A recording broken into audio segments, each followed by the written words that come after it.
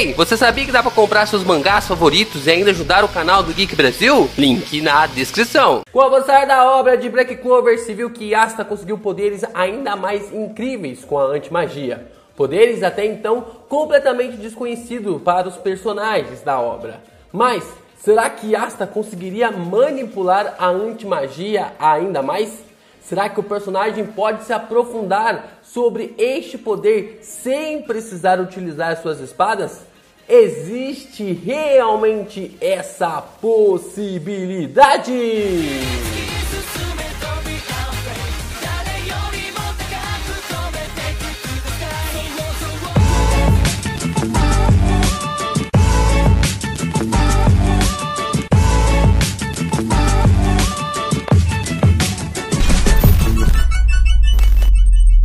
Yo, Geeks, aqui é o LP e vocês estão no canal do Geek Brasil. Fiquem ligados porque esse vídeo contém spoilers do mangá de Black Clover. Sim, pessoal, estamos aqui com a nossa edição 58 do Nero Correio para falar muito sobre Black Clover. A gente tem bastante coisas para discutir e teorizar. E se você já está curioso sobre essa edição, deixa seu like, se inscreva aqui no canal e também compartilha esse vídeo com seus amigos.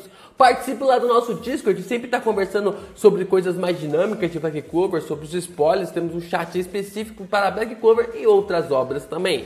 Você pode ajudar também a gente se tornando membro aqui do canal, clicando aqui no botão de Seja Membro, com planos a partir de R$ 1,99 mensais. Você ajuda a fomentar ainda mais o conteúdo do Geek Brasil na plataforma.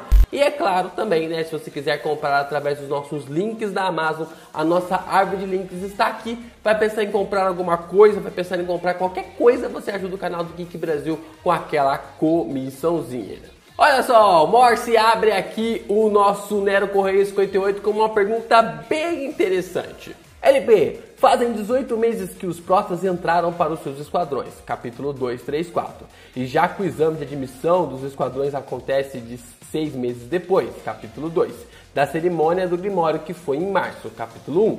Isso significa que atualmente é março no mundo de Black Clover. O Festival das Estrelas acontece todo final de março, capítulo 102.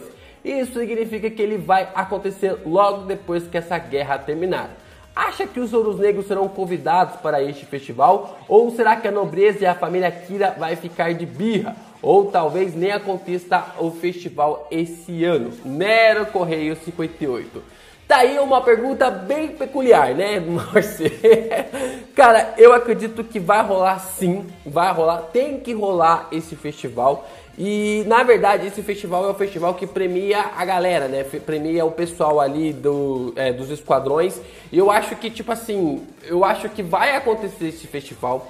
E essa destruição do Majin em Clover, ela vai ser basicamente a resposta para isso. No meu ponto de vista, a derrota ali do Majin no meio do reino de Clover, né? A derrota do Majin para o Asta no meio do reino de Clover, eu acredito que vai ser suficiente para que meio que haja um perdão do Asta e que os moradores vejam que o personagem está lutando do lado deles, né?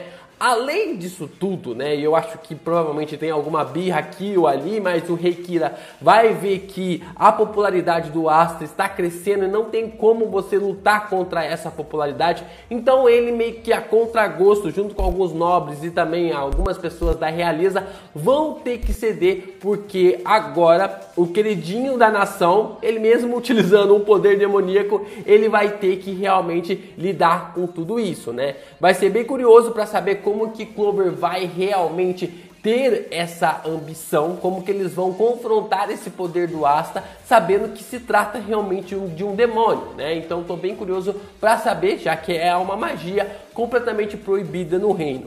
Mas além disso tudo, eu acho que neste festival eles também vão anunciar um novo Rei Mago, já que ficou na cara de todo mundo o que aconteceu com o Julius e como que ele vai ter que explicar para a galera total ali, donando ali também pro Rei Kira e também para os demais membros da realeza e da nobreza do país de Clover. Então tem mais coisas ainda que precisam acontecer e que eu acho que vai acontecer nesse festival também, né?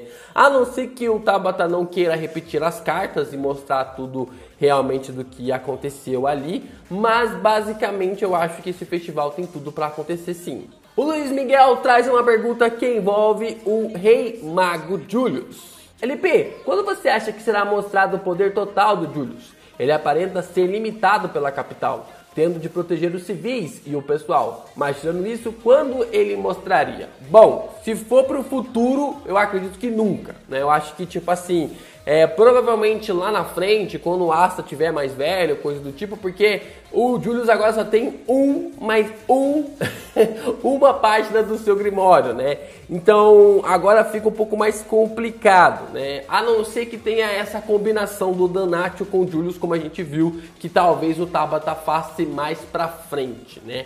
Mas vamos lá, né? Eu acredito, eu tava pensando exatamente isso hoje de manhã, né? Hoje de manhã, ontem à noite, sobre um Gaiden, fazer um Gaiden do Julius ali em alguma missão bem perigosa, coisa do tipo, dele ir explorando um pouco mais sobre o Swallowtail, né, conhecendo um pouco mais sobre o Swallowtail e ao mesmo tempo podendo mostrar toda a sua capacidade mágica, né, todo o seu poder mágico. Um Gaiden seria o suficiente para matar ali essa nossa curiosidade sobre o personagem. Mas dificilmente o Julius vai chegar no seu auge, né? Porque até mesmo na combinação do Danatio com ele ali para duelar contra o Majin, ele estava apenas quando ele tinha ali 22 ou 23, se eu não me engano, no máximo 25.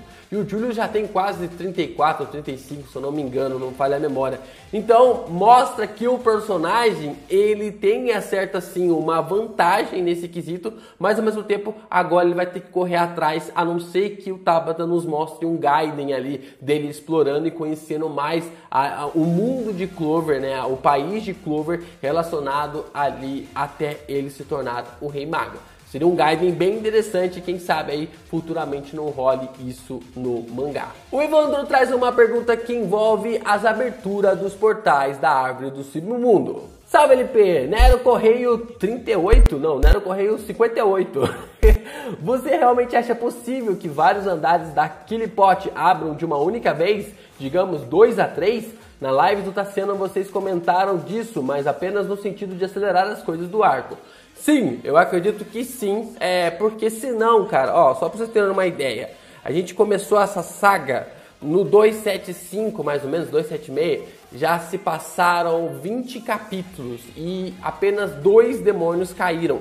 No mínimo, se o último portal não for aberto, ainda tem mais 8 para ser derrotados. Então, se a gente multiplicar aí 20, mais ou menos ali, 20 vezes 8, dá mais ou menos ali 160 capítulos, né? Então, basicamente ali é algo bem complicado de a gente chegar ali e achar que uma saga vai durar 180 capítulos, né? Então, muito complicado achar que tudo isso vai realmente ser elevado de uma forma tão inacreditável como está sendo essa saga em Spade, de ter 180 capítulos para narrar um único arco. Então, eu acho um pouco difícil disso acontecer. Então, eu acho que provavelmente teremos esse arco concluído ali no máximo no 330, no 340, com mais ou menos ali uns 70 capítulos, que com a abertura de vários portais, nós teremos outros personagens que poderão se dedicar a essas lutas, né? A gente tem ali a Noelle, que vai poder utilizar o seu poder também depois de derrotar a Vanica.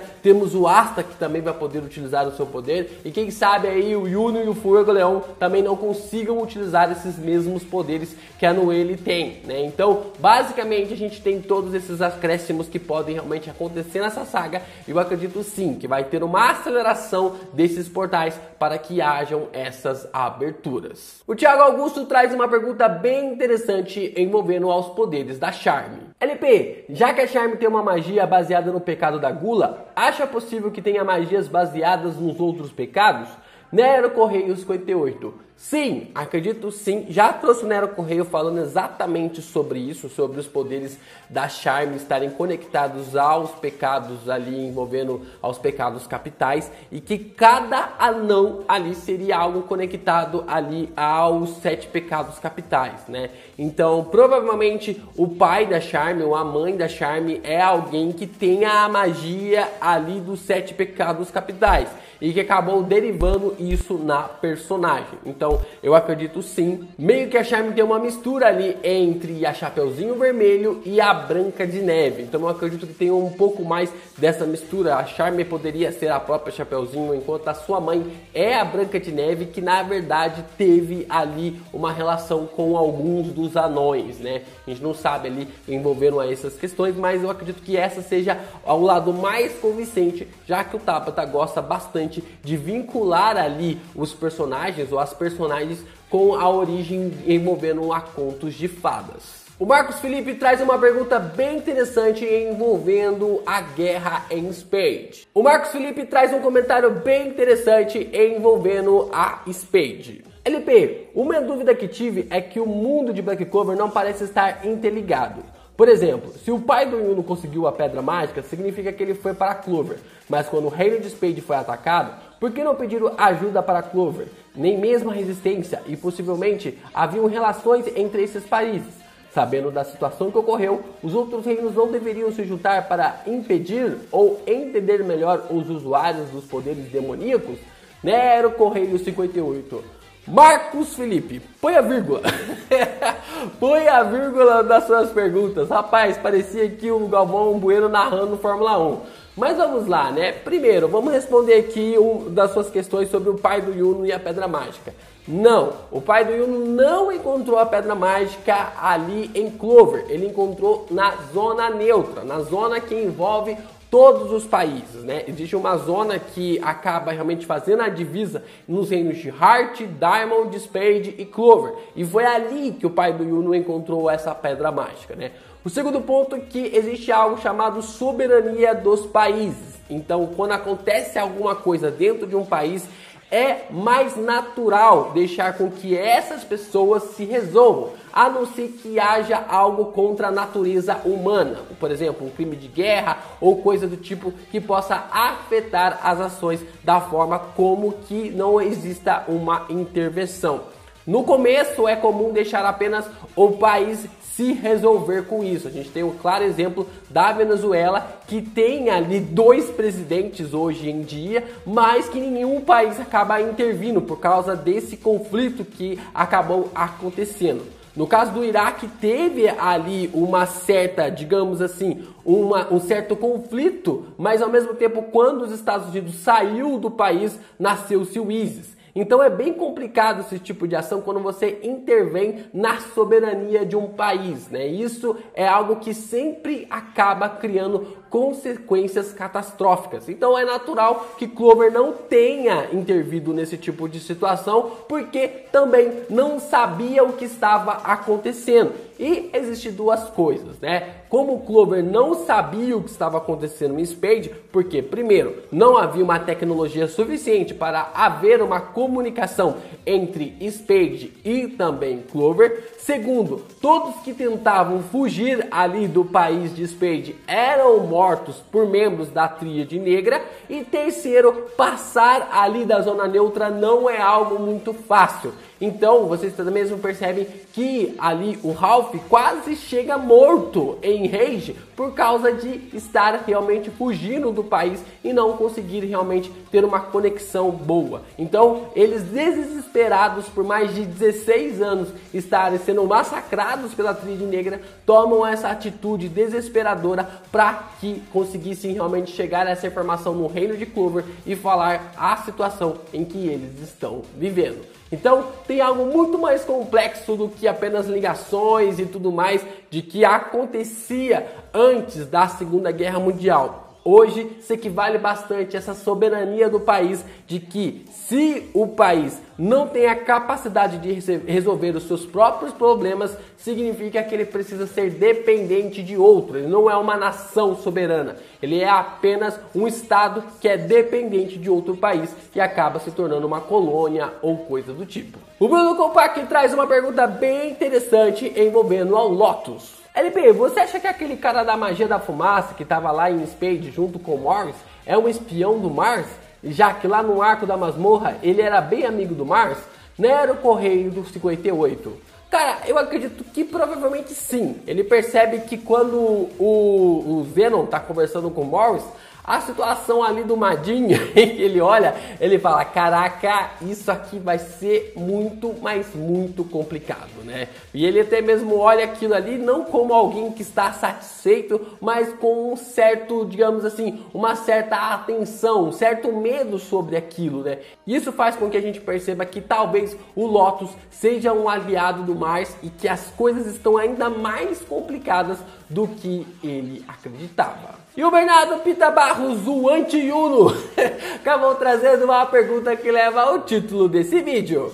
LP, se fizermos uma analogia da antimagia ser igual à antimatéria, e como em muitas HQs, tanto da DC e Marvel, lá existe um universo de antimatéria, nela existe coisas feitas de antimatéria, você acha possível o Asta, depois de treinar bastante, poder fazer magias de antimagia, criando coisas, elementos de antimagia, como por exemplo uma magia de fogo feita de antimagia e etc, ou a antimagia vai ficar só nas espadas mesmo? Vamos lá, né? Pra gente começar a falar sobre a antimagia, a gente precisa definir de uma vez por todas que ela não é magia. Ela não é uma magia que vem ali, um atributo mágico, né? Podemos dizer assim, melhor definir como um atributo mágico. Não, ela é um outro estilo de poder completamente oposto à magia, né? Já que ela é a antimagia. Então, primeiro que achar que o Asta vai conseguir manipular os seus poderes da mesma forma como seus amigos conseguem, é achar errado. É achar errado sobre todas essas construções. Bom, sobre a manipulação da antimagia para criar um fogo antimágico, coisa do tipo, eu acredito que seja impossível. Porque aquilo que é atribuído ao Grimório do Lich é a assimilação das espadas. A gente sabe que a assimilação das espadas do Lich é o que faz todas essas construções do Asta, dele conseguir manipular as espadas através ali da antimagia. Como o personagem ele é uma casca vazia, ele só consegue manipular as espadas por causa da antimagia, que é este poder misterioso. A antimagia, ela vem do Lieb, que flui de dentro do Grimório, passa pelo Asta e ali ele consegue manipular as espadas que estão dentro do Grimório.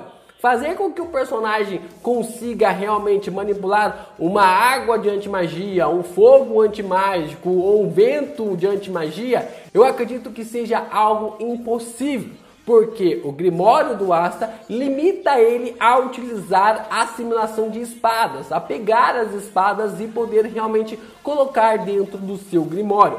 Fazer isso do personagem utilizar e manipular um fogo de antimagia, por exemplo, é a mesma coisa de pedir para o Lucky manipular o raio, sendo que ele é o próprio raio, sendo que ele pode ser o próprio raio. Então, eu acredito que está um pouco fora do alcance do Grimório do Asta criar um fogo de antimagia, um vento de antimagia ou qualquer tipo de coisa relacionado à antimagia que não esteja conectado ali com as espadas do personagem. É isso aí, o personagem vai ser força bruta do começo ao fim, é assim que o Tabata definiu, é assim que vai ser até o final. Bom pessoal, espero que vocês tenham gostado desse vídeo, deixem aí nos comentários o que vocês acham, suas opiniões, realmente o Asta pode utilizar fogo antimágico, vocês acreditam que o Asta vai ser definido do começo ao fim apenas utilizando espadas? Concordam com o LP ou existem mais coisas aí que vocês possam realmente observar sobre a antimagia? E se você chegou até aqui nesse vídeo, deixa a hashtag os poderes antimágicos. Sim, porque cada comentário, cada curtida, cada hashtag ajuda pra caramba o canal do Geek Brasil a permanecer no ar. Vocês trazem mais inscritos para cá e mais pessoas acabam fomentando ainda mais a comunidade de Black Clover no YouTube. Isso é tudo, pessoal! Valeu!